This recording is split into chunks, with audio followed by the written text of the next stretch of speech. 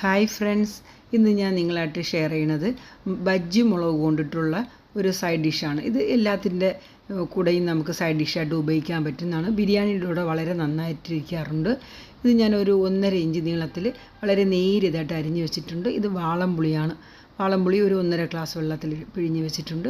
നെല്ലിക്ക വലുപ്പത്തിലാണ് എടുത്തത് കേട്ടോ ഫ്രണ്ട്സ്, ഒന്ന് കാണിക്കാനാണ്.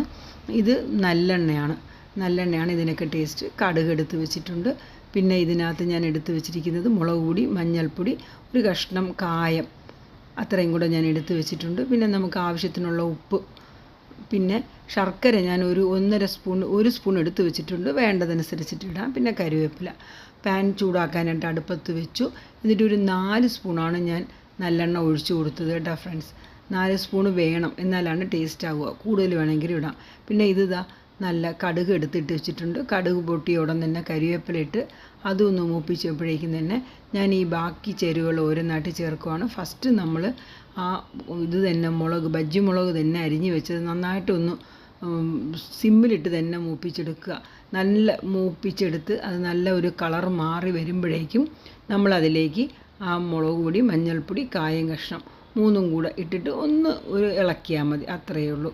അത് കഴിഞ്ഞിട്ട് നമ്മളിപ്പോൾ ബാക്കി ചേരുവകളെല്ലാം ചേർക്കുവാണ്. ഇതൊക്കെ സബ്സ്ക്രൈബ് ചെയ്ത് കാണണേ ഫ്രണ്ട്സ്.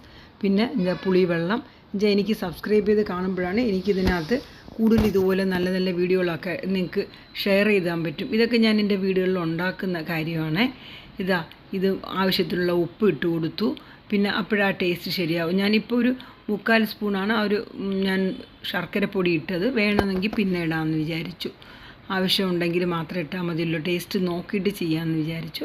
എന്നിട്ട് അടുപ്പൊന്ന് താഴ്ത്തി വെച്ചിട്ട് അതൊന്ന് തിളയ്ക്കാൻ വെച്ചപ്പോഴേക്കും അത് പതുക്കെ കുറച്ച് നേരം കഴിഞ്ഞപ്പോൾ എണ്ണ തെളിഞ്ഞ് വെച്ചപ്പോൾ കുറച്ചുകൂടെ ഞാൻ കരിവേപ്പില ഇട്ട് കൊടുത്തു, ആ പച്ച കളർ നിൽക്കാനായിട്ട്. പിന്നെ എനിക്ക് ടേസ്റ്റ് ചെയ്തപ്പോൾ ഇത്തിരി കൂടെ ശർക്കര ഇടാൻ തോന്നി. അതുകൊണ്ടാണ് ഞാൻ ബാക്കി 1/2 സ്പൂണും കൂടെ ഞാൻ അങ്ങോട്ടേക്ക് ഇട്ടത്.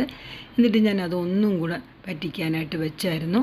അത് വറ്റിക്കഴിഞ്ഞപ്പോഴേക്കും ഞാനൊരു പാത്രത്തിലേക്ക് പതുക്കെ ഷെയർ ചെയ്തുമായിരുന്നു. എന്താണെന്ന് വെച്ച് കഴിഞ്ഞാൽ ഇതൊക്കെ നമുക്ക് എല്ലാ വിഭവത്തിൻ്റെ കൂടെ, ഇഡ്ഡലി ദോശയുടെ കൂടെയും നല്ലതാണ്. പിന്നെ ചോറിൻ്റെ കൂടെയും കഴിക്കാൻ പറ്റും, ചപ്പാത്തിയുടെ കൂടെ കഴിക്കാൻ പറ്റും. ഇതിൽ ചെറിയ ചെറിയ മാറ്റങ്ങൾ, നിങ്ങൾക്ക് ഇപ്പോൾ മല്ലിപ്പൊടി വേണമെങ്കിൽ ആഡ് ചെയ്യാം.